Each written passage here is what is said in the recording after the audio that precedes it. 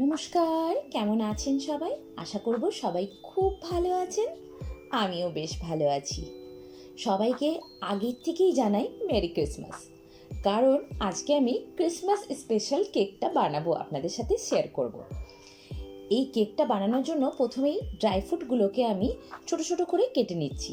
এখানে নিয়ে নিয়েছি অ্যালমন্ড, যেটাকে আমি কিছুক্ষণ আগে ভিজিয়ে রেখেছিলাম। না ভিজিয়েও আপনারা কেটে নিতে পারেন, কিন্তু এই যে ভিজিয়ে রাখার জন্য খুব সফট হয়ে গেছে, তাই খুব ভালোভাবে ওটাকে কাটা যাচ্ছে। এরকমভাবে ভিজিয়ে রেখে দিয়েছিলাম। আর এখানে নিয়ে নিয়েছি কয়েকটা কাজু, যেগুলো ভেজানো ছিল না, কিন্তু কয়েকটা পিস আমি আলাদা করে রেখে নিচ্ছি, যেগুলো আমি কেকের ওপরে সাজাবো বলে। কারণ ড্রাই ফ্রুটগুলো ভেতরে যা দেবো সব ভেতরের দিকে চলে যাবে, নিচের দিকে চলে যাবে, তাই ওগুলোকে পরে আমি দেব, সেজন্য ওগুলোকে আলাদা করে রেখে নিলাম। এখানে কাজুগুলোকেও আমি ছোট ছোট করে কেটে নিয়েছি। অ্যালমন্ডটা নিয়ে নিলাম কয়েকটা কিশমিশ। আর এখানে নিয়ে এসেছি 20 টাকার টুটি ফুটি কিনে, যেগুলোর মধ্যে কিছুটা আমি রেখে নিলাম ওপরে সাজাবো বলে, আর বাকিটা পুরোটা মাজার মধ্যে দিয়ে মানে জুস ভিজিয়ে দিলাম। সমস্ত ড্রাই ফ্রুটগুলোকে ভিজিয়ে এখানে আমি 2-3 ঘন্টা রেখে দেবো। আপনারা যত বেশি ভিজিয়ে রাখতে পারবেন তত ভালো। যদি ওভারনাইট ভেজানো যায় এটা আরও বেশি ভালো হয়, কিন্তু আমি ওটা ভুলে গেছিলাম, তাই এখন ভিজিয়ে দিচ্ছি 2-3 ঘন্টার জন্য। এখানে যতক্ষণ এগুলো ভিজে আছে রেডি করে নিচ্ছি গুড়টাকে। আজকের আমি রেসিপিটা গুড় দিয়ে বানাবো কেকটা। নর্মালি চিনি দিয়েই বানাই, কিন্তু আজকে প্রথম গুড় দিয়ে ট্রাই করছি, দেখি কীরকম খেতে হয়। তাই এখানে 2-3 চামচের মতন গুড় নিয়ে নিলাম। খুব বেশি মিষ্টির দরকার নেই, জুসের মধ্যেও মিষ্টি আছে, ড্রাই ফ্রুটগুলো মিষ্টি, তার জন্য এখানে 2-3 চামচের মতন গুড়টা নিয়ে নিলাম, যেটাকে কিন্তু একটু ক্যারামেলাইজ করে নিচ্ছি। চিনিটা যেরকম ক্যারামেলাইজ হয় এটা তো সেরকমভাবে বোঝা যাবে না, কিন্তু যখনই এরকম ফুটতে উঠবে আর একটু চিটচিট দেখা যাবে, তখন দিয়ে দেবো এর মধ্যে জল।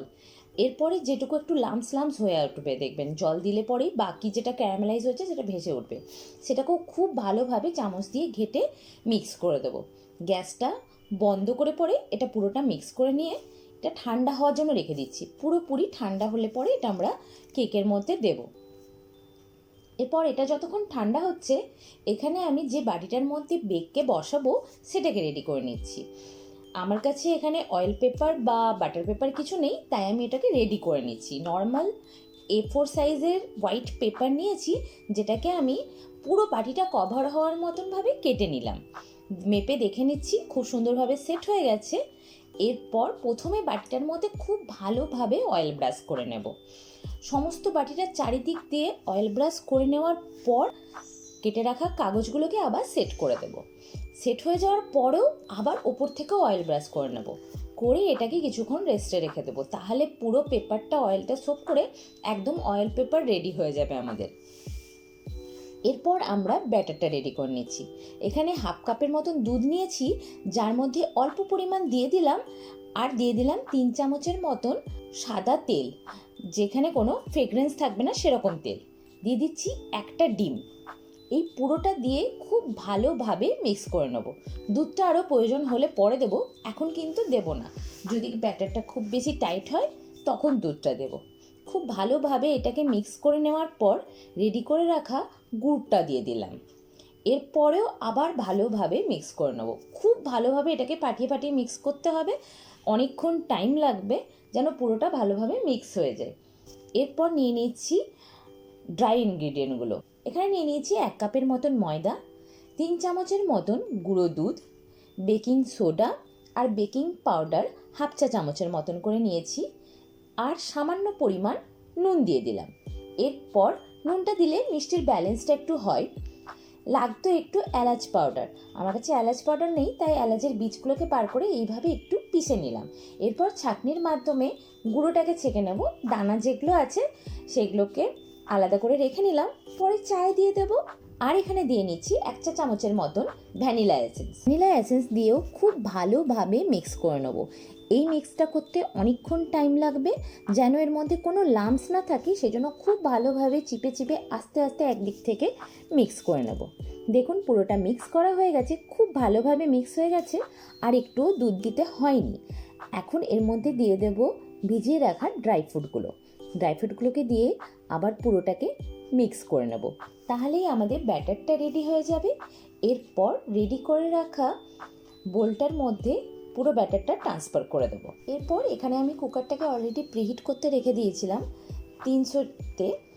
সেটা একটু গরম হয়ে গেছে, তাই খুব সাবধানে আমরা বাটিটাকে পুট করে দিলাম কুকারটা গরম আছে বলে। এরপর এটাকে মোটামুটি 30 থেকে 45 মিনিটের মতন হিট করতে রেখে দেবো। মাঝখানে আমি একবার খুলে এর মধ্যে ড্রাই ফ্রুটগুলোকে সাজিয়ে দিয়েছিলাম, বাকি যেগুলো আলাদা করে রেখেছিলাম আর কাজুগুলোকে, সেটা ভিডিও করা হয়নি। এখন দেখে নিচ্ছি পুরোপুরি কেকটা রেডি হয়ে গেছে, একদম লেগে যাচ্ছে না।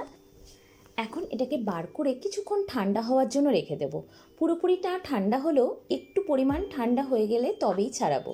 প্রথমে আমি ট্রাই করেছিলাম কাগজটাকে ছাড়িয়ে নেওয়ার, কিন্তু খুব ভালোভাবে ছাড়ছিল না। তার জন্য পুরোপুরি ঠান্ডা হলেই দেখুন কি ভালোভাবে পুরো কাগজটা ছেড়ে গেছে আর একদম সুন্দরভাবে রেডি হয়ে গেছে। কি দারুণ কালার এসছে আর দারুণ সফটও হয়েছে। বিশ্বাস করুন, সত্যি বলছি, খুব দুর্দান্ত খেতে হয়েছিল, একদম দোকানের ড্রাই ফ্রুট কেকের মতন। আশা করব আপনাদের আমার এই ভিডিওটি ভালো লাগলে লাইক করুন, বন্ধুদের সাথে শেয়ার করুন।